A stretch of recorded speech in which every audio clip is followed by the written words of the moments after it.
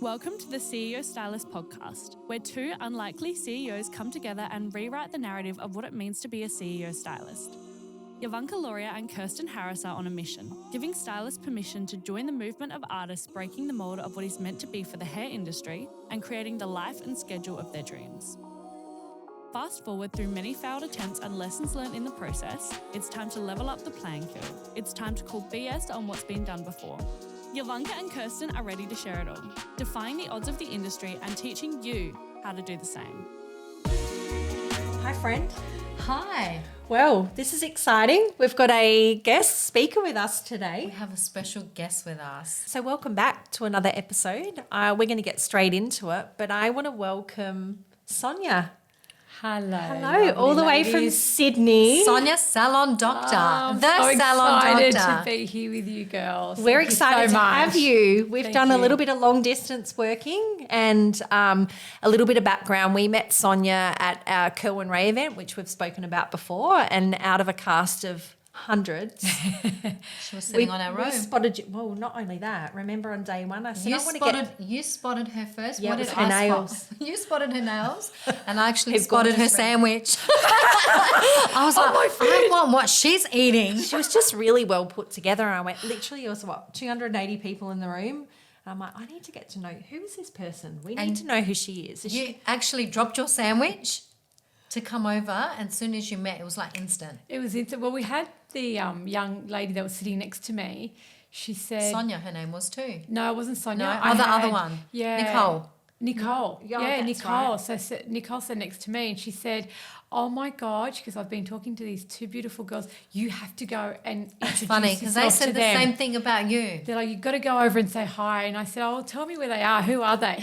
And so she pointed you guys out. And that's when I come up and went, "Hi, I've actually been told to come and talk to you." It was imperative that I met you. So, and then Here we are. here we are. Here we are. I know, working So- together. Sonia, let's get into it. Do you want to tell our listeners all about you? Okay. Actually, not all about you, because we've got a conversation too. Okay. But Little bit of your backstory. background and your sure. amazing business. Oh, thank you so much. So I am a hairdresser by trade. I've been in the industry for 37 years. Is that all? That's all. I'm young. No. And What a I have actually sold to industry for 15 years. So as I said, I've had two salons. Then I went into corporate sales, and I did corporate sales for about 10 years, which was fantastic. I was a business development manager. So by doing all of that, when I was selling to our industry, I found there was a really big gap in retail sales for salons. So I found myself pretty much teaching them and doing training as part of my role, even though that wasn't in my job description, but I found that organically, if I actually taught their staff to sell retail, then they'd buy more from me. So it was kind of like a bit of a win-win. And then I felt that it was important that this is something that our industry really lacks, is staff not having confidence. Solid salons are scared to buy retail because they don't want it sitting on their shelf. So I decided to name my business the Salon Doctor. Which, can I just say, I love that name. Same. It's got such a catchy name. Very And even clever. if people haven't heard of you, when I mention you, they're like, I think I've heard that name. Yeah, thank So it's you. a cool And your tagline? Yeah, so I actually diagnose and prescribe solutions. So it's not just a one-stop shop. So I do one-to-one coaching. I do education. I've actually developed a 6-module course called the Accelerator course, which has helped salons phenomenally, especially with KPIs, targets, things like that. They don't actually think about the Can I numbers. just say, we experienced it yesterday, so I can say firsthand how amazing that course is. Thank so you. It really, really is. Yeah, it Which we'll gets- go into a little bit more. Yeah, it gets the staff really thinking about numbers and, not just doing hair. And then I do the mystery employee. So I found that quite successful too. So going into a business, pretending to be staff, and you see things that they don't normally would do if they know you're mystery shopping, or the owner doesn't necessarily see, right? Correct. Because when you've got a boss in the business, they do put on a bit of a front sometimes, but when So they're where's not that there, thing? it's very What do different. they do when you're not looking? How do they treat Yeah. customers when no one's watching? Yeah, so I go in and I do a diagnosis and then I give a report to the owner of what changes can be implemented, what conversations they should really be having with clients, you know, what their back room looks like, how they're talking behind the basin, and actually finishing that service off at the reception desk. That's so unique compared to like the mystery shopper, which we all know about, being the, you know, the pretend, or not pretend, but a mystery client going in, mystery employee. How do you get that over the line though? So you're obviously, because I'm a hairdresser, so I'll but go it's in like, and do a blow dry. you know, I can imagine like if you brought in a fake employee, mystery employee. Well, they think I'm going there to just do a trial? A trial. Yeah. So I go in, do a trial, because they'll actually book an appointment That's for me. funny. So I'll do a blow dry. I don't even mind if I do a colour, because I'm still current. You can still do it, Hairdressing, of right? So course. it's not like I'm Oh, can you show me? Undercover. yeah. so So clever. I'm still current. So I've got all my tools of trade. I'm very organised, very neat. So you know, I'll see whether they give me a trolley. Like, it's really funny how you see how people actually will behave, where they actually help you. So where the staff And actually what happy systems to and process they have in Yes. place to onboard. So you're looking for teamwork in that, like teamwork how straight the, away. how the they team engage. invite someone in. Yeah. right. So it's very surprising how some are a bit resistant. Classic, I love that. Some are like, oh yeah, we'll show you. You know, Some are like, showing just throw you someone in where the the deep towels end. are. Yeah. Yeah. Shampooing a client. It's funny how team members do actually respond, and then I get to see how they actually interact with their own clients too. So they get to see me working as well. So when I actually go into the salon and then do the training, they've actually seen how I'll sit down with the client, I'll do a consultation, really go through the steps, talk about retail, talk about the retail at the basin. So they see the steps that I actually And they're train. like, get this stylist out because she's making us look bad. So yeah, so I actually love that. practice everything that I preach. So for me, it's very organic. Right. And so you mentioned the accelerator course. Yep. Tell us a little bit more about that. So I go through the top 10 complaints of a client. So anyone can Google them, and I just break it down and what that actually looks like in the business, where the communication breakdown is, what are we talking to clients about, when a client says no, because I find that module actually has a big So impact. barriers over it. They're afraid of that rejection. Afraid of the rejection, don't like the word no. So what happens is They don't you'll do get it. a staff member that won't have the confidence, but then they'll give it a go. And then the more no's they get, the less they do it. So then it doesn't become a conversation at all then. So how do we break that barrier of what does that no look like? Is it because we haven't explained things properly? Is it because we are just trying to sell? Because people will know if you're just trying to do a sale, right? Because the boss has said, Yeah, you've before got to make remember my KPIs, start selling. So they go into sales mode, and it's like, well, that's not going to work, because everyone knows in any industry when you're being sold to or not, whether course. it's genuine. Remember what I said? Please just don't use that word upsell. Upsell, yeah, you said to me, don't use that when you're doing the training, right? So what are the triggers? So, but as I said, what happens is they lose confidence because they get the no's rather than really unpacking Understanding why. the communicate. Well, I love that. Now, speaking of the whole communication and breaking barriers, should we just ask her a couple of questions before we actually talking about communication? Sonia looks a little bit nervous. She looks a little I bit am. nervous. I'm holding on, guys. I'm holding on. It'll be fine. It'll be fine. All right. What is something that not many people know about you? I actually don't like watching TV. Really? Yeah, so when I first met my now partner, I was living in an apartment for 7 months. I had moved, and he came over and he goes, oh, do you want to watch the news tonight? And I went, now, mind you, I've been there for 7 months. I said, well, if you want to connect the antenna and plug the TV in, You knock can go yourself out. So I'm not a TV watcher. I'd rather read, watch I love podcasts, that. do I can work. so relate to that one. Yeah, I'm not Yeah, a TV watcher. I'm the same. And I don't like, She missed out on maths, so. see, She's down. you killed me she's down- straight away. You'll never get me on Okay, maths. my admission is, like, I got caught up, and I thought, That's a problem. I'm not Once going to you get caught up start, this you season. get caught up. And then got to the end of it, went, why did I do that? Wasted all that time. I don't even want to count how many They minutes. know exactly what they're doing. Anyway, okay, Yeah, that's so- cool. yeah. All right. I know something else about you, only because I work with you. So you play pool. Oh, yeah, I do. I love playing pool. I'm a pool shark now. It's something that during COVID I became very good at. My partner used to do competition and he has no mercy. So he's not one of these people who go, I'll just let you win, you know, He's and like make out it fun. for it, It's out for like, blood. he's like, oh, it's only fun while he's winning, right? And I'm like, I either need to get my head in the game or someone's going to die during COVID. So it was serious because the competition's fierce between us. I'm a very fierce competitor. So picture this. You're at a bar with the girls. What cocktail are you ordering? I am a Long Island girl all the way. Oh, get me that first Long Island. My partner doesn't even ask me anymore what to order. He just comes back with 2 Long Island teas. I'm like, oh, I love you. That's all you need, just one, and that's it. Oh, They're no, so strong. don't stop at one. No, hang on. Long Island. Yes. They're like, Yes. they've They're got like lethal. multiple. They're Lethal. lethal. 5 shots. Oh, if you want the You can least, handle I can that. tell you. Oh my God, I could not come drinking with you. That'd be embarrassing. I'd be under the table. On the table. Look, you might just need one just to loosen I'll up. have a little sip. But But yeah, I really like that's my go-to. Would you rather get violent diarrhea and throw up on one of your education students while presenting an education class to 100 hairdressers in Australia, or trip while walking down the aisle at your own wedding, causing you to break an arm and uncontrollably cry in front of everyone you know? The wedding, hands down. I would not want to vomit in front of students in a course. That would be, Agreed. I would never be able to get back up again. But And the then wedding's command. fine. The wedding's fine. I'll have sympathy from all my guests and my friends and family. Good choice. So, Good choice. yeah. All right, Sonia. Now we'll get to the serious side. Let's get to the business side. We've had the fun stuff. Okay. So what led you to realising that salon reps don't always have your best intentions at heart when selling retail? Look, at the end of the day, when you're a sales rep, we are given targets, okay, and we get paid commission. Now, some reps are commission only.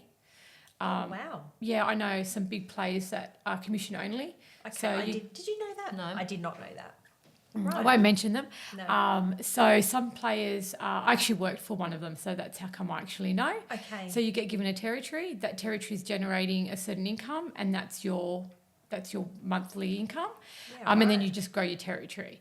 So it's great if you're someone like myself who's very driven, and when you've got uncapped income, it's like go for gold. So I guess being commission based, and you need to make your dollars and targets. So what I did find it was when I was going into some of my own clients, because obviously I was repping, I found that they would be overstocked. So they wouldn't use a stock control sheet. I actually made my own, and I'd actually help my salons, like, let's have a look at what the numbers look like. What are you selling more of? What aren't you selling more? I'd even actually go into talking to them how they actually could pay their bill in 30 days to 60 days, right? What do their numbers look like? So by actually helping them break that down, they're more inclined to actually take on my products. Which is great, because you're going that step further rather than just going in just to sell, to hit your KPIs. Yeah, and they'd be overstocked. They would just have way too much. That's where you came up with the idea with the accelerator course to help them, teach them how to sell. How to sell. So If they can move through that stock, it is, yeah. And do you know, like with my experience as well, this is why it has left a bad taste in my mouth with reps, because I have been in a position when I have allowed them to come in and order with my salon coordinator girls, and then Without a budget, just to see, and what happens when I opened up that cupboard. Do you remember? Yeah, I won't I say do. the name of the product. Yeah. But I was like, I nearly had a heart attack, because I was like, how can that even happen? So now we've got a sign-off system anyway, but it was just to see. So for me personally, I would never oversell, because I wanted that consistent. Because people will realise. You wanted a monthly income. I wanted a monthly income. I wanted my monthly realistic. orders. So what actually happened was a reversed effect, because I'd actually go in and say, well, why don't we just start with minimums of 3? I knew you were going to sell 3. 3 is not a hard sell. So then I'd go, okay, let's go up to 5 or 6. So you already trust it, right? And monitor it. Then I would say, okay, you sold 6. It's always good to have 1 left on the shelf. You don't want empty shelves, right? Yeah. So I could always tell where the buffer was, and I'd always make sure that you were selling enough that I was selling in. Now, if I could see there was a bit of a stall, then I'd maybe talk to the girls, okay, this is not selling anymore. Are we still having these conversations with clients? You know, new clients are coming in. Are we talking retail? So I'd always check in and make sure why things were not selling, things Why like they're that. working. So I was working with the team as well. I had one client, actually, one salon in particular, say to me, you're the only rep that talks to staff. She goes, every rep that comes It's into true. our They business just come in and speak always to the. go to the owner. Yeah. They go at the back and they kind of brush through the salon and walk out. Yeah. My thing is I wanted to get to know every staff member because I worked out very quickly that the staff actually are the ones that make the decisions, believe it or not. Because if the staff don't want to change product and they don't want to change colour, let me tell you, that owner most of the time Will won't listen to change them. It's true. because they're too scared that their They're client, their relying on what their staff, stylists want. their stylists won't actually want to use it. And talk to me, this is off script a little bit, but my experience owning salons was these MOQs, the buy-ins on these deals. Yeah. You know, that was obviously a way that suppliers could push their stock, but I used to see these MOQs and they're like 6 and 8 and 12 units sometimes Yep. of a particular product, and you had to buy in the full range to get that. And, Yep. So I'd you know, actually and then break they it were down. very clever at trying to display what the saving was, but overall that stock would just sit there because, you know, you would have a couple of key sellers and then you would have a whole lot of other stock that you're just would sitting sit on there. 6 and 8 units that would just sit there for months. So I'd actually say to you, let's say we're talking a deal, I'd actually say, okay, this is the buy-in. This is what you need to sell weekly yeah. to pay the bill. This is what you need to sell to actually make the money 100% markup, right? So I would actually say you need to sell $200 a week of this product to have your bill paid in 30 days. So Yeah. your goal was always to make sure that whatever your clients bought, that they could pay their bill off within terms. Within terms, right? Yeah. So if it was $200 a week, I'd ask you, how many clients are you seeing each week? How many clients do you need to sell to? And that's one thing I really loved about your training yesterday as well, is when you break it, it's kind of like reverse engineering. So you're not just giving them the product or something to sell, you're actually breaking it down in bite-sized pieces so that people understand, do you know, which I think really resonates with a lot of stylists, right? Yeah. And business owners, it makes more sense. Well, if you're looking at a $26 product, that's one of the examples I use in my course. $26 is sometimes not even one product For one client. for one client, right? Everyone can do that. So when you actually really break it down and the number's small, then it makes it achievable. But if the number's too big and they see that big number, they get lost. They don't know how to break that down. So I'd actually say to you, Kirsten, okay, this is the buy-in. If you want, let's say the MOQ of the 6, right? This is what you need to sell. Do you think that's achievable? If not, let's go to the smaller one. If you think you can sell more, let's go to the bigger one. But I always knew roughly with how many staff members that you had, how many seniors that you had, What was which the one right was going to thing? fit. Yeah. And you were on 100% commission back then. I was on 100% commission back then. That's and then selling. yeah. That's pretty amazing. That is foreign discussion to me, I coming agree. from a rep. I agree. Okay. And that's why No we wonder do. they love you, Sonia.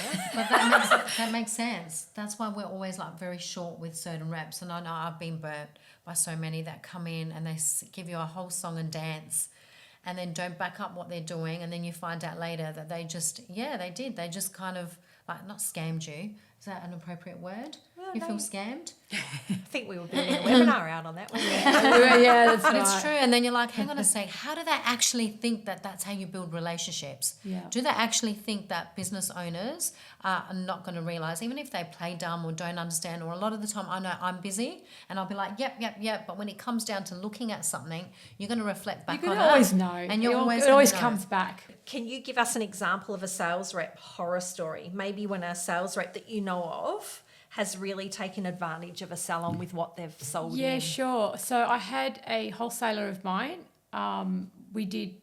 He was really struggling financially. So I said to him, even though it wasn't part of my job, this is, I guess, how I would go above and beyond.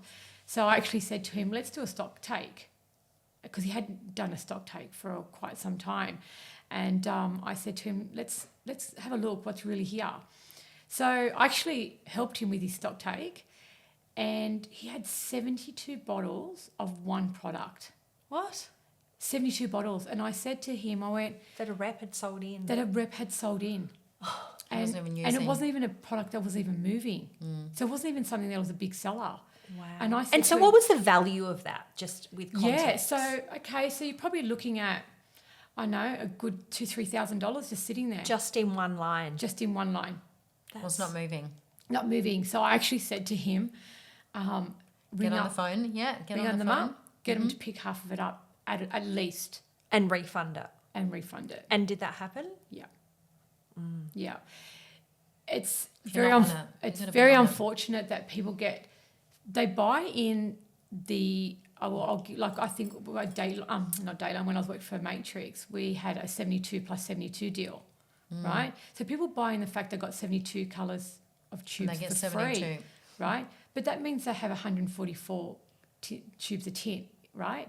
Now, if I know my client never goes through that many, you know, I'd only do it for those salons that I knew that maybe were on the 60. If they did take the deal on, I'd actually sit down there and say, right, you've bought X and X, you got 72 free. Let's do a colour promotion, Yeah. okay?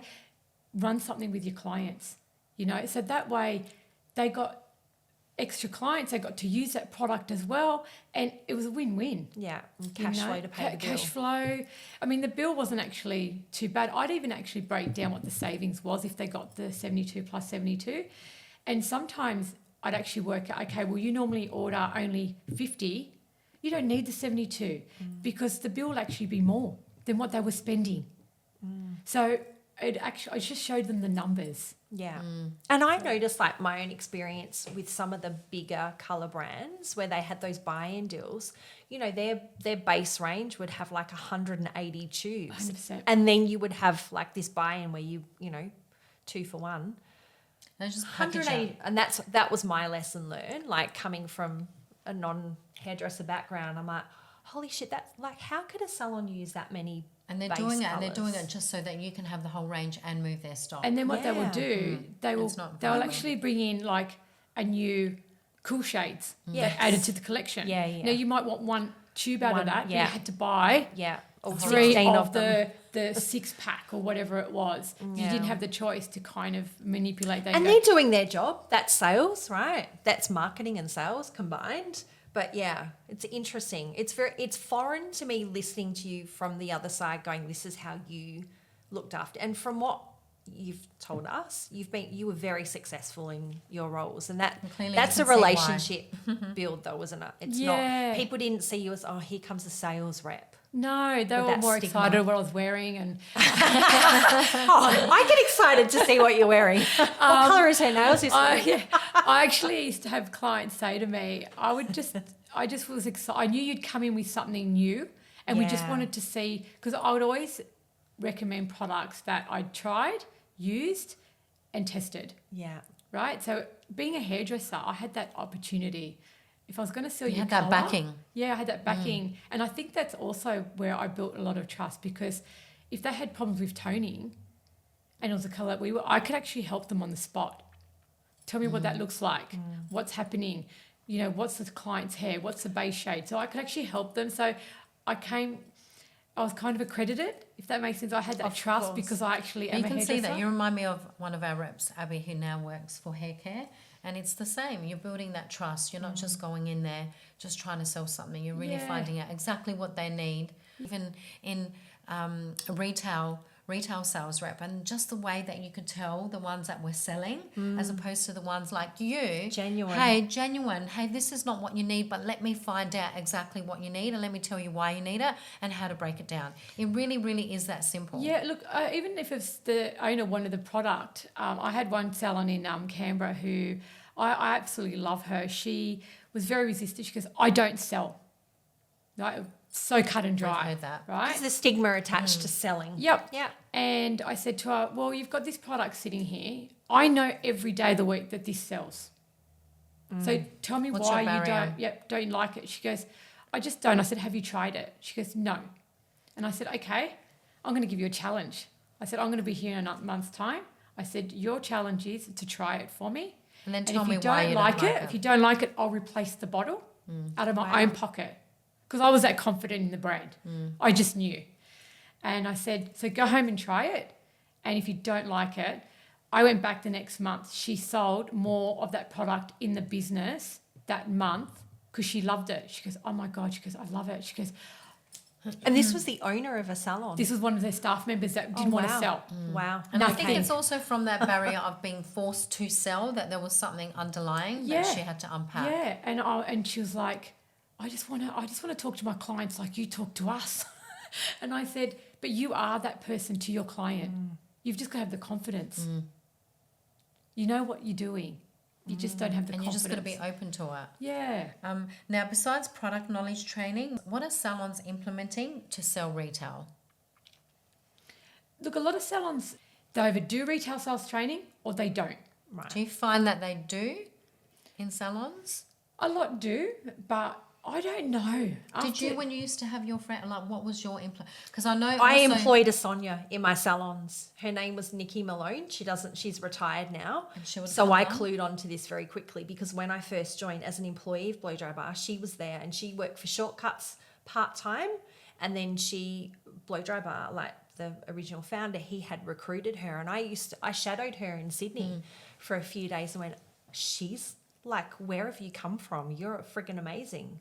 And so it was all like, and so I had never come across that until I met Sonia. I went, oh, you're exactly like, I'm used to it. So you can't do it without it. So now that we've had such a massive influx of new staff and I've had to retrain them, and it's been a challenge trying to get everyone together, also trying to get everyone trained with 5 or 6 different products, and also do the training on a day that you have to mark out time on a day that you're taking clients. And I know back in the day when we used to have training, it used to always happen after hours or would And happen on a unpaid. Monday and unpaid, whereas now a lot of that is a little bit hard to do. Do you feel that because of that, salons are also not able to train their staff as much because they're not able to, get everyone in on their day off, and you know how it's changed so different? I think it's an investment though, isn't it? Look, it is like the salons that I've done the course with, the funny thing is they actually do this training with their staff. But the difference has been having it come from somebody else.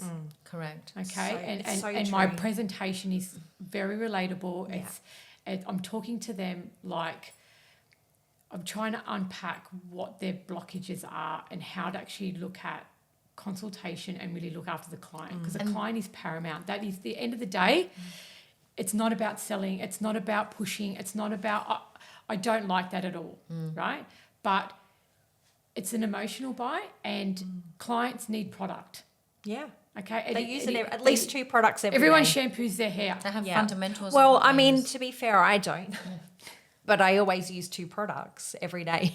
Yeah, right. Yeah. So yeah, definitely.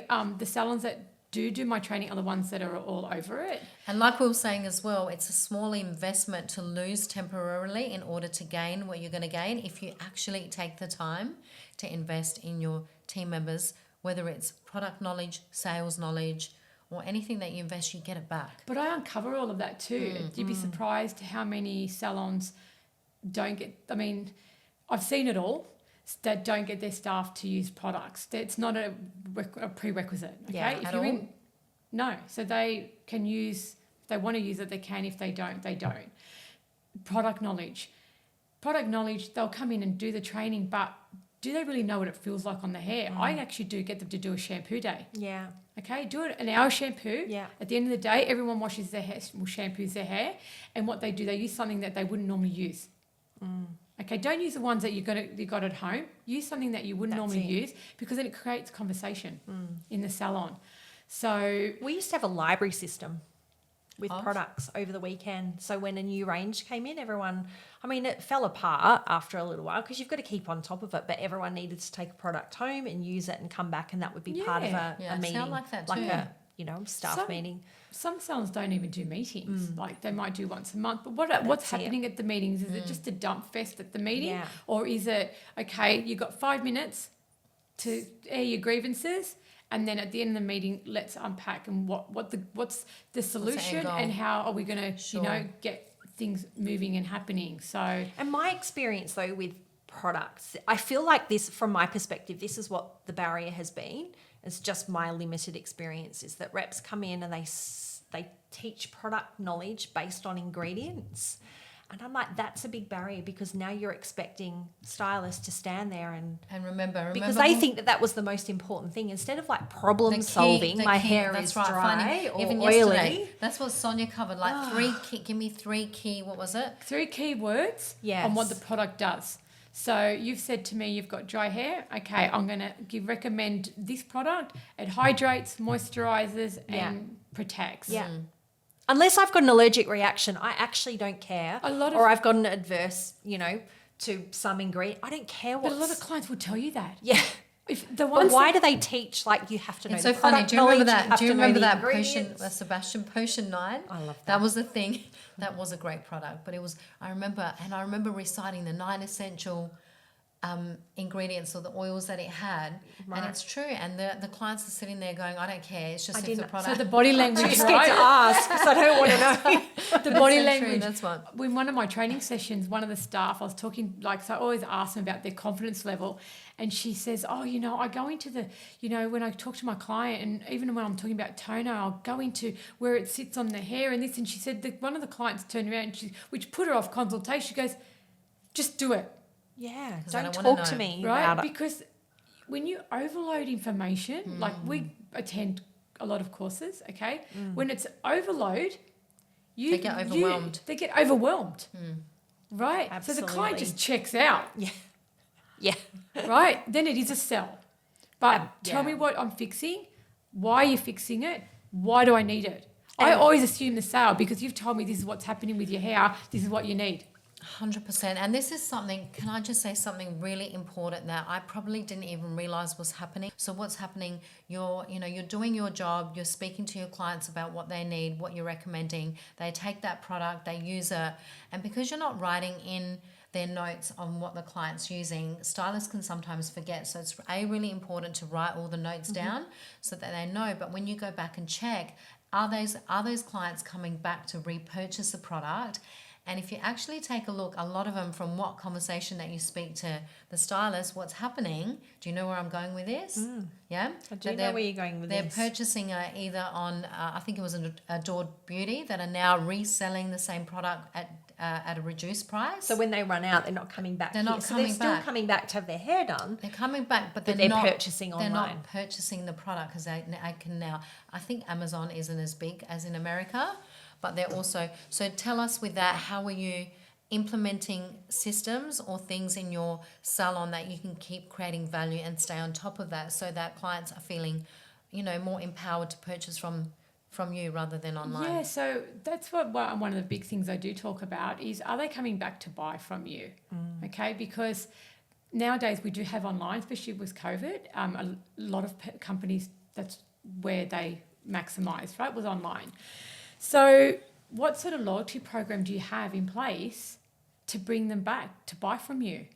You need to have something. It's like, the coffee that you get the 6th coffee free. Why do you keep going to that cafe? Yes, sometimes the coffee's good, sometimes it may not be. But you know what? I get that free coffee, I'm still going there, okay? It's easy, it's convenient. If you really love it, then that's a bonus, okay? But sometimes it's about convenience where, Karen Way says we're lazy, okay? It's true. It's creating that extra touch point. So what are we doing in our business to make sure that they're rebuying? Even questions like, do you have any shampoo and conditioner left at home? Of course they do.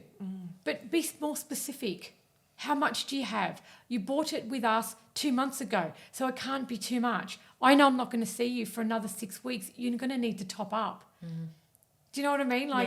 Really break it down for them. You can't have that And much. I like what you also said as well, because we do have a shop online as well. And if they do want to buy it online, they can still purchase it from you online. Talk about it. Talk about your Talk reward about system. it. You can have it ready, and they can still come and drive up. You can have it ready. You can go give it to them. 100%. Yeah. So I do a like rewards that. program. How are you getting that client to and really narrow down? Not do you need to top up? Because if someone says to me, do I need to top up shampoo? I don't check. When I go to the hairdresser, tell me one client that goes to their bathroom and checks, I have 3 bottles, I have 3/4 of my conditioner. I better make sure I buy it. How many clients do that?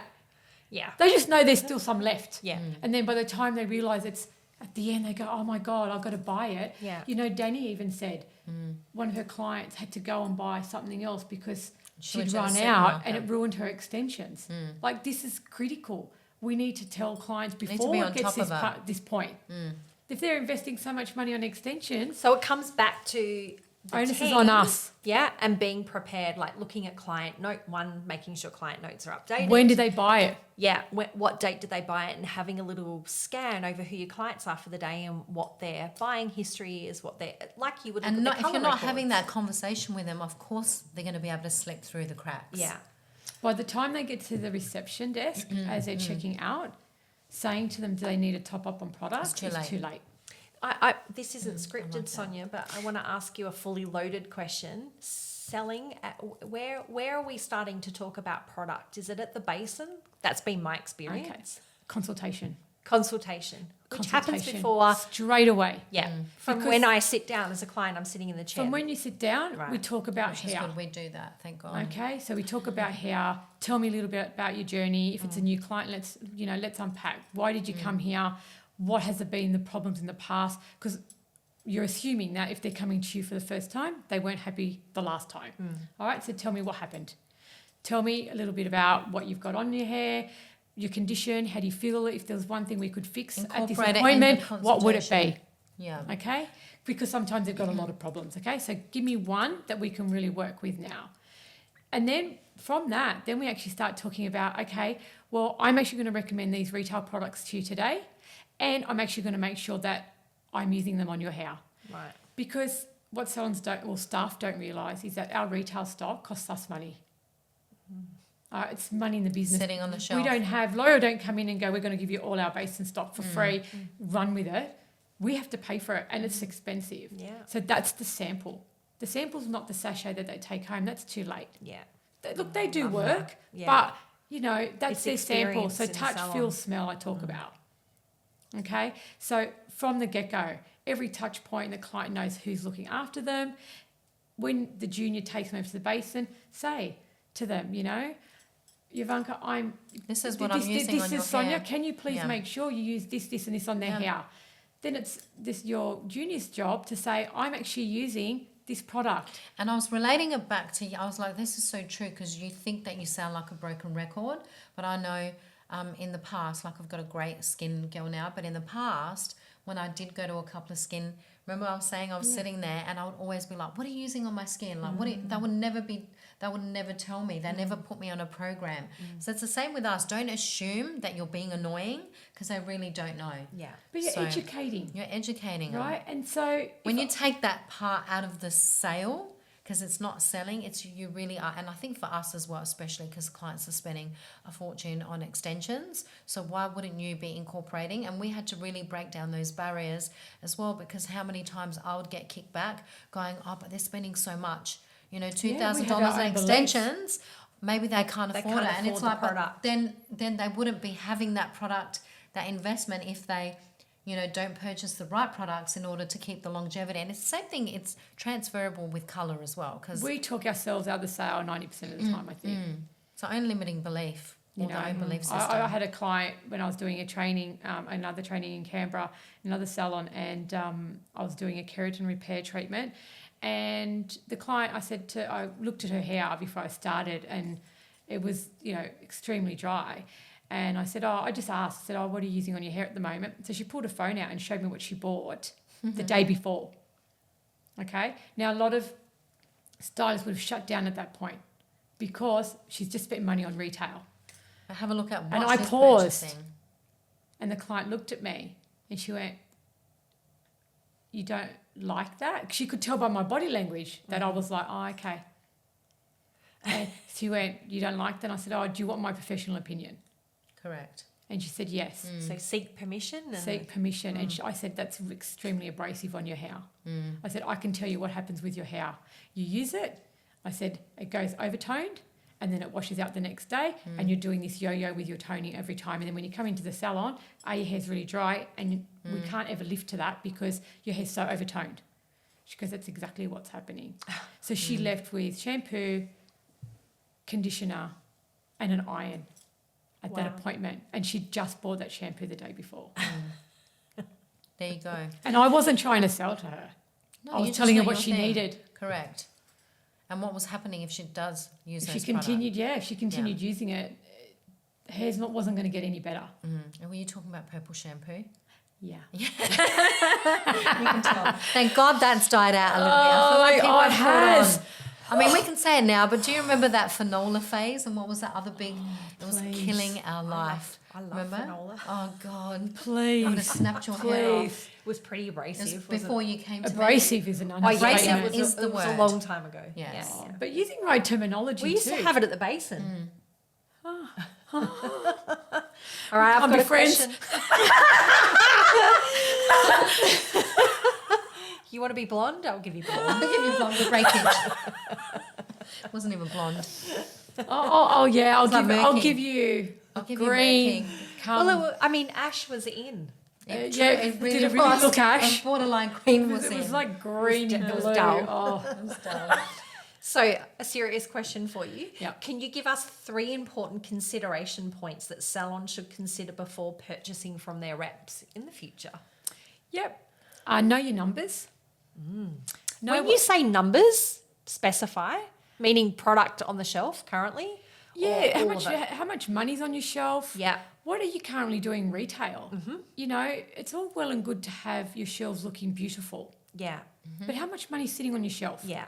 And You're then not- do you like break that down as a percentage of sales? Like how much are you selling? Whether it's 5% of turnover? Yeah, I'll always 20%, ask when I'm doing when I see salons, I'll always say, Yes. tell me What what are your you retail selling? sales And are. then also Yeah. having the team members know what their KPIs are. Yeah, tell me your retail. KPIs, Okay. tell me how many clients you visit, tell me how much retail you sell. Right. You've got 7 staff, you're doing 500 a week, we have a problem. Okay. Yeah. And you've got It's a big 3 problem. grand sitting on the shelf.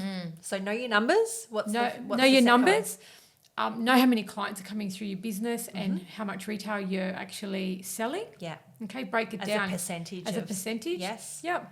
And work with your rep. Like, I know some reps can be a little bit unethical, but you know what? If you're honest with your rep and just say, look, I'm just not selling through. I'm not selling it. Don't reorder. But if you are selling, what are the ones that are selling? Have they got another range that they could potentially be recommending that's maybe a better price point for your clients? If it's too expensive, there's so many really good brands out there, and they really are. Like, It's true. there's some really key products. There's You a know, lot of choice. There's a lot of choice. Yeah. And if you've got a client that comes in that is using Kerastase, that's an educated client. And if you're using Kevin Murphy, tell them the benefits. Like, really know your competitors and why you're using that brand, and do you really love it?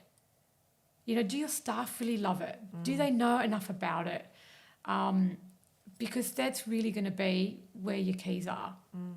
It's true, being on top of all of that. And even you coming in yesterday, just, you know, and there was points that you're like, you know this stuff, but people forget it. You know, even what you were saying, every single team member was like, oh my God, we've forgotten to speak about it at the basin. But it's an individual responsibility. I think And collective. and collective. But I think what they forget is the salon owner can talk to their staff. And I think just what you said, it's culture. You know, Yeah. also if you have 1 or 2, especially of your seniors doing it, just naturally it's gonna feed through the whole salon where everyone does Yeah, it as leverage well. off One staff. person leverage, that's what you were saying yesterday. Leverage off. If you've got a senior that's smashing it, go stand there and listen to it. You know, you'll have a client, it's a salon, a staff member, like a senior, will talk about a product. And sometimes the actual client sitting next to them going, oh, I actually really like that product, maybe. And then they actually organically will say, what was that product that she was just recommending? That sounds like something So if you're talking about retail in the salon, clients, I think people forget that clients, all they have to do when they're there is observe. They watch everything that's happening in that So salon. true. How They do you watch feel what about- you do, they watch how you They do. talk, Yeah, they watch what you absolutely. say, Yeah. they watch everything, because all they've got is to sit there and Yeah. while their colours processing. And they don't want to look at themselves in the mirror. So what's your behaviour? but staff need to take onus on their consultations. Right. It's their responsibility. They're the To professional do their job. to do I their think job. also I've heard from experience speaking to other stylists is they feel a little bit disheartened because now products are available everywhere. You know, in supermarkets before it was like you can only get this product professionally, but then you go to the supermarket and they have it. But I'm not seeing a rep in the aisle selling to me. No, that's right. And I think we've spoken about this before about department stores. That was a big thing. Like, you know, I think it was a deal breaker for a lot of salons buying in online because it'd say, oh, it'll be sold in David Jones or Myers. I'm like, well, what's the chances of having someone with product knowledge But you know that what could happens? specify? I'm like, Sorry to interrupt. Yeah. Well, you know what that does? It gives it brand awareness. yeah. So I agree. so let's say Hair House Warehouse have now got Kevin Murphy, and I know that was a real massive thing. When I worked with Osdare, it was like they were never going to sell to Hair House Warehouse. right. That It was, like, yeah, you know, like But they all end up there. most most of of them. them. for good reason sell. though. Yeah, They're that's sold. right. So, but it's brand awareness. Yeah. Right. And then people go, oh, but my hairdresser uses that. I wonder what the right product for me would be. Yeah. Right. So they might not buy it from Hair House, or they might, because if we haven't done our job, they recognise it and then they might even buy it. Right. So the job is to make sure that they buy it before they get to these, you know, retail Big outlets. retailers. But Yeah. they've got a formula that clearly works, hey?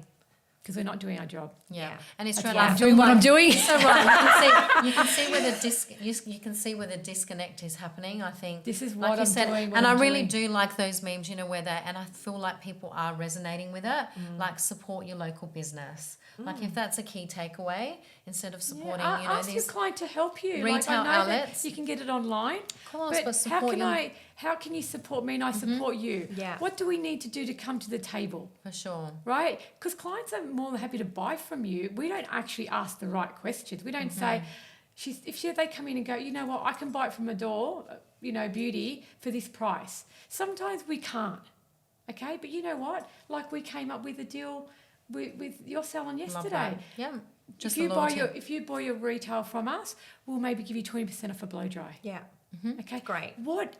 how can you To Incentivise. create loyalty and how can we yeah. get them to buy? That's a bet. I from feel like us? that's a big takeaway from today. That's the only thing that salons can do and not feel disheartened. Because I have noticed everyone's retail shelf is getting smaller and smaller. Remember back in the days, it was so massive, Yeah. and everyone I think is feeling it as well. But they feel like they've got to be either a big front retail salon or none, correct. or just a few, because they don't want money on the But shelf. nothing's worse than seeing a half-baked shelf though. I like, you know, from my retail background, it does look like you're going out of business. I pull it off. Yeah, it's If embarrassing. they say to me yeah, they're not selling it, I go, let's put something else in. yeah And did you absolutely. know- I don't want that- 2-3 products like that for of my sure. product when In I was there. going in. No. Yeah. Yeah. Get And rid did of you it. know if they are purchasing from Amazon as well, it could be a counterfeit product? Really? Yeah, 100%. So what they were doing, Tash was telling us the other day, one of her clients was purchasing Orbay from there, but it was just a bottle that they were selling, fell off a truck or something. They empty it out, they fill it up, and Strawberry they net was yeah, very- Strawberry Net got Strawberry closed Net out I with remember that. was Strawberry Net. very yeah. big for doing that, Yeah, selling products right. that weren't original products. Olaplex They is were another big parallel. one as well. So you don't know if you're actually getting the legit product. It's like Parlux, so you can buy Parlux sometimes on eBay. Oh, that explains why And- mine broke down. I'm just and- kidding. So you can buy Parlux online sometimes on eBay, but But it's they're not the not real. they're not the real Parluxes, There you yeah. go. And they got no warranty, no nothing. So Wow. be aware. And So- do you know, can I just say that makes sorry because that's so because I got to a point I was like I'm defeated. I remember telling a client before when I had started all this to buy off I think it was Parlux from I was like just go buy it on eBay because that's how honest I was. It was cheaper, but it's true they didn't last. I'm glad This I'm not was your back- Dateline rep. Well, this is how it was in the beginning because it was like, you know that you're not getting it cheaper. I was actually, even as a hairstylist, getting it cheaper. Do you know what I mean? Rather than going down to my rep. And that's just how it was. But this again, is cheaper doesn't conversation mean. But that's right. Cheaper doesn't mean you're getting the original product. And I quickly realised But that, talk to your rep. of course. Do you know what? I want to buy from you. Tell me what you can do. Yeah. We're not even asking our reps these questions. I wasn't getting these questions, but I'd actually say to them, well, what do I need to do to have my product in your business? Like, what does that look like? Why don't you want it? Tell me why you don't want it. Of course. And if at least now, So true. now that they know, they can educate them. Like if you're buying it off that, it's not guaranteed that it actually is the product. You know, as whereas if you're not having that question, you're not going to know. You're just going to keep repurchasing that product, and it's going to keep not performing. Not performing. Yeah. I've got a question about numbers, because you know I love the you numbers. love numbers. So in your experience, when you know, I want to take you out of your rep days and now to your sales coaching, Yep. how many of your clients know their numbers? Because you mentioned that before you start working with them. Probably like 2%. Like truly, and when you say numbers, you're like percentages, average tickets, the whole lot. How many clients have got coming through the door, the whole benchmarking. Okay. I think they know their weekly takings. As in a turnover. Turnover. Right. And they probably know many clients, but I don't think they actually know what to do with that information, how to actually make that work. And when they start working with you, Yes. what's the, do you teach I go them and do how, a deep dive. okay, so then they understand their numbers, because some of it is they get into business, whether they've, you know, it was intentional, they fell into it. And so I know from lot of my them experience, do. a lot of them are too embarrassed to say, To I say they don't don't actually know. understand what the reports, like I know my Well, point you hear of it sale. all the time. I just want to do hair. I'm the hairdresser. Yeah. All the time. All the So time. does your All course the time. teach them how to read those dashboard reports? No, as I well? do that behind the scenes. So Okay. so I will do a diagnosis on a salon. Mm-hmm. So I will actually, before I go and do my course, I'll actually ask these questions. Tell me what your numbers are. So then I know when I go into the salon to do my session, I know what KPIs they're working with. I know what their sales figures look like. So then I can say, you know, like your team, I know what their sales figures was. And I said to them yesterday, I said, that is a really easy number. If you can't achieve that number, that's it. She's like, mine was double in the salon. Yeah, I'm like, but you had double the there clients. is something wrong. Right. Okay, so I know straight away. I give them the reality check, right? This is your number. You have all You the can smash tools. that You're out. not doing it. Why? So then comes in the confidence, the consultations, and we unpack all of that. So I will actually go through the owner and I'll say to them, this is what you're doing on a daily basis. I got one to do soon and it worked out. They've got 7 staff and I think they sell $7.20 a day Of retail. of retail. Between how many? 7.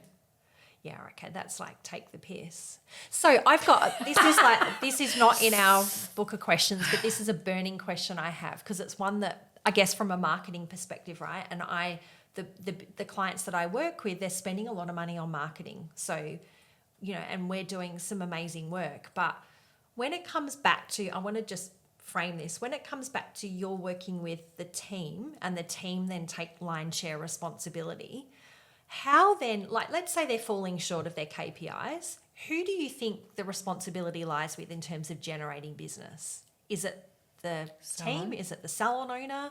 Is it the brand? Like, Generating clients coming yeah, back because in. they're falling short of their targets. So if they're not hitting their targets, that means there's a shortage of clients, or they're not, oh, dare I say it, they're not selling enough. I mean, I don't believe in upselling for the sake of selling, right? But there's obviously, they're falling short because there's not enough business coming through So the door. if you're on your game, Yes. you'll get referrals, Okay, this is an interesting topic. right? Yeah. You'll get referrals. Yeah. So I'm going to give you a really quick snapshot. When Yeah. I opened up a breakfast point, so I moved suburbs and I'd never lived in that suburb before. And I'd been not hairdressing for probably 2-3 years. I was still doing a little bit, but not in salon. I had no clients over there. I started from scratch. I closed my books in 7 months. Wow. So I literally opened up an office. It was an actual office room. Yeah. It was really cheap rent. I converted it with 2 basins and 4 chairs. And it wasn't on Main Street. It was actually, you had to go into a door to go into another door. Okay? Okay. I networked with the cafes saying opening soon, right? And I closed my books. I could not do any more. It's referral. Interesting. Selling retail. How are you looking after the clients? Yeah. What consultations? Then they go, oh my God, I went to Sonia. She did this and this and this. It's word of mouth, right? Yeah. So I didn't even have any marketing It's a skill set. campaign. Yeah. That's I had right. Because zero. marketing can only do so, So much. much. But it's so I true. always I guess it was fully loaded in the sense that I get frustrated when I get that feedback going, marketing's not working. I'm like, marketing's working. Like, I can it's bring so true. clients to the door. But it's delivering value on But your what end. happens when they walk through the door? From a marketing agency, we can't handle that. And that's why I'm like interested to hear your perspective. Like, whose responsibility is it at that point? Because if the team are falling short of their numbers, and the salon owner, my experience is the salon owner's like, I give up. I don't know what to do. They're not getting the business. A lot of salon owners are the business So when they because step they away, are doing what I just did at breakfast. and they've morning. got that. They've got Okay. that. So they're They're fine. all over so it, their so they're books, fine, right? but their team aren't. But their team aren't picking up, and I think that does come down to training. It does come down to. I love the fact that a lot of salon owners are now doing coaching. Okay. Yes. But the biggest problem with that is that they take a week off to go do coaching. Yes. They go to a course. Yeah. But do you know what that happens? They come The back, week they don't before- implement it. Well, no, not even that. The week before they go, they're fully booked till Yeah. 10 o'clock at night. Yeah. The week they come back, they're fully booked till 10 o'clock at They night. don't have time to. They're so time poor in So true. implementing what they've just learned. Okay, that's where I come in. I'll come and teach everything that you've just done in and that hold week. them accountable. Oh, absolutely, I have accountability. I'm 1 month later. That's why now you're working with myself, a couple of my stockers, and we all have the same. I guess we all had a similar issue where there was something lacking with the team because the salon owner didn't want to seem like we're over pushing.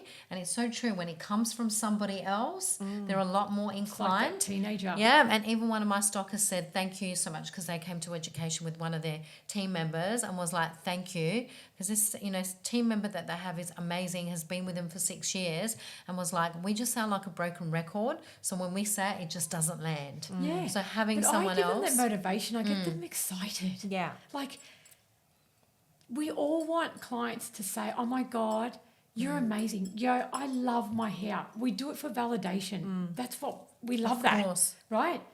So why are we letting the clients down and only doing half And then the letting service? yourself down. So what's your response when the salon owner says, but the clients just want to see me? So what can I do when the client just wants to see me? That's why I'm fully booked from week to week. I see this a lot though, because I have the similar conversations. I don't have the answer, but I do see it, the businesses that we work with where the salon owners are fully booked back to back and they're trying to fill columns for their team and they've got gaps everywhere. Look, there's probably about an 80-20 rule.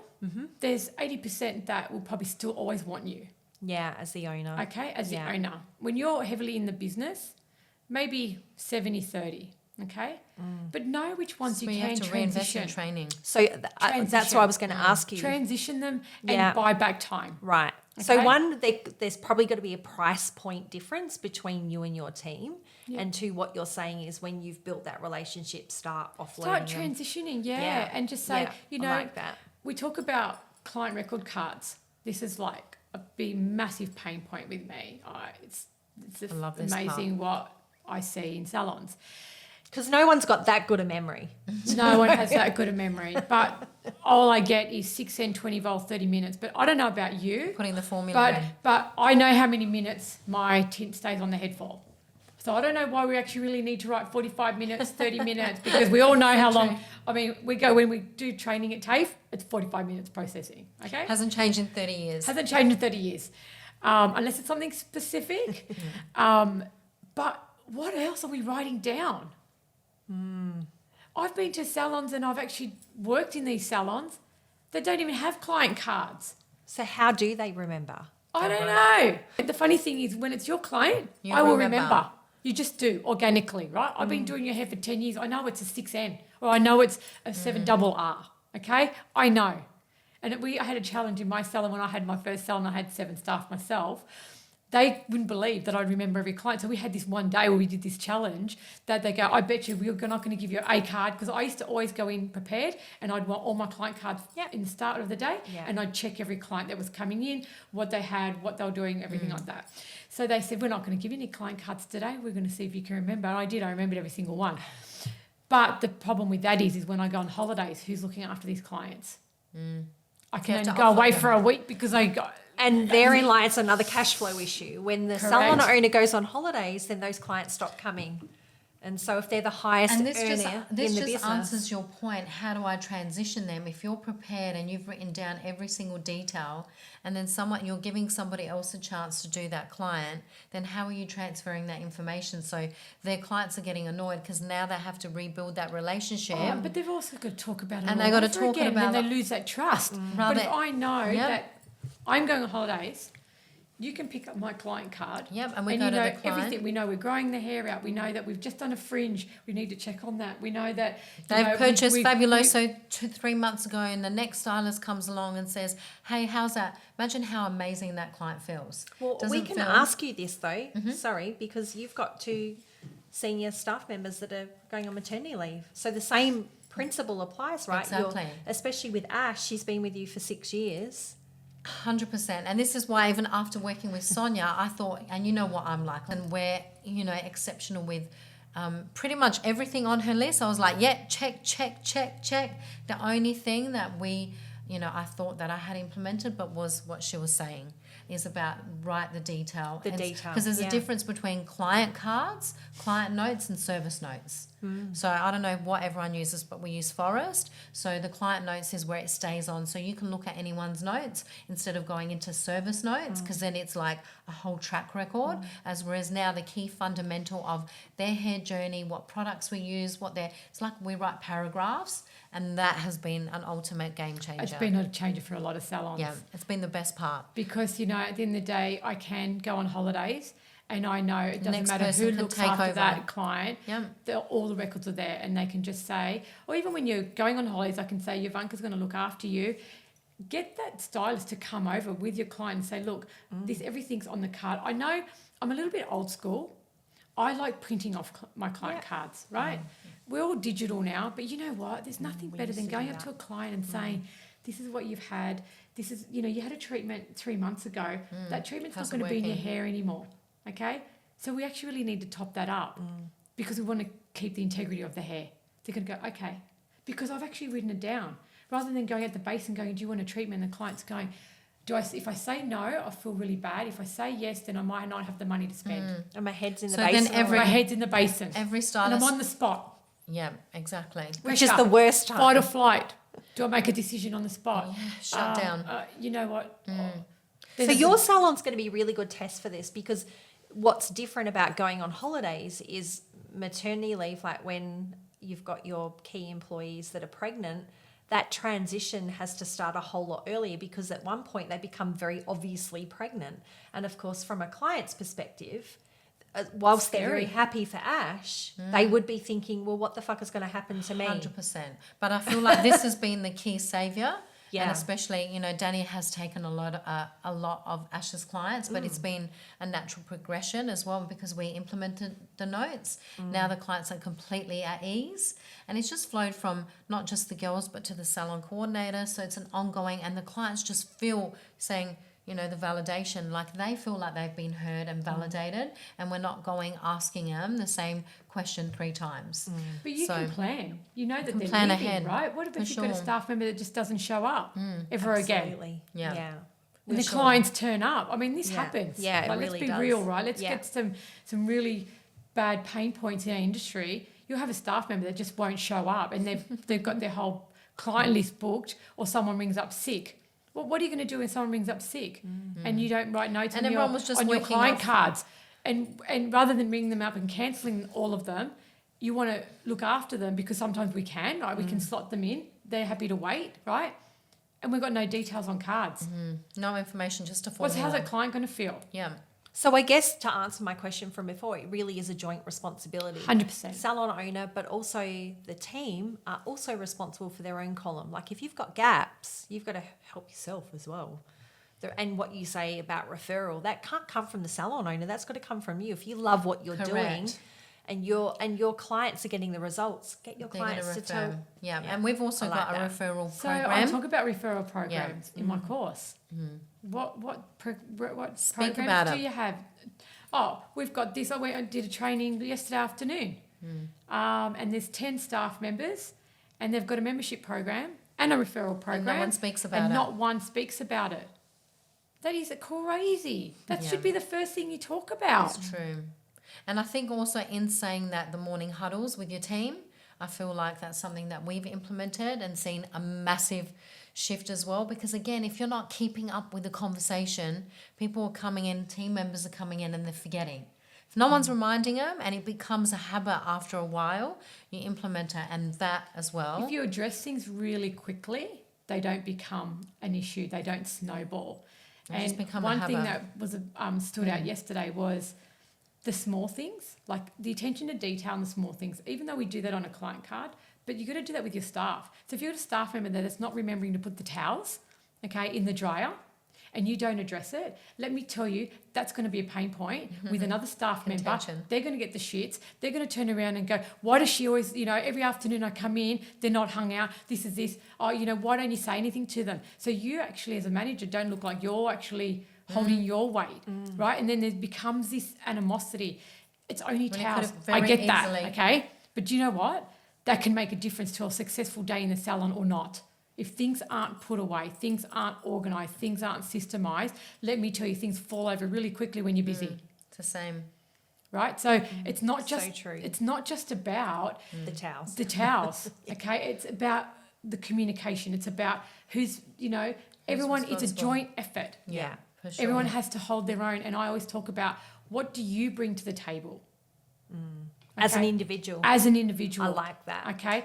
Because at the end of the day, you only have responsibility of yourself. For sure. Okay? How Yeah. you show up. Well, So I how do you think- show up in your Do business? you know what it is? I think also now stylists are realizing they're responsible for their column. Yes, they're working for someone, but they're effectively building their business within your business. At the end of the day, it's going to affect how they show up. Do they have pride in their own work? And also, it's going to affect their income. So one thing that I do talk about is what staff don't realise is that you're the face of the business. If you get a client that's not happy with your work, they will go on to Yovanka Lauria page Correct. And the Yeah. reputation and they'll of put the a Google review salon. on your page and they will actually say, sometimes they'll use a staff name, but sometimes they'll be very brief and very generic. They'll go, oh my God, I'm never going here again. That's it. Right. Yeah. So damaging, isn't So it? damaging. So the staff need to know that at all massive- times they are representation of your business. Okay? We need to make sure that we train our staff. They know what the expectations are. They've got clear direction.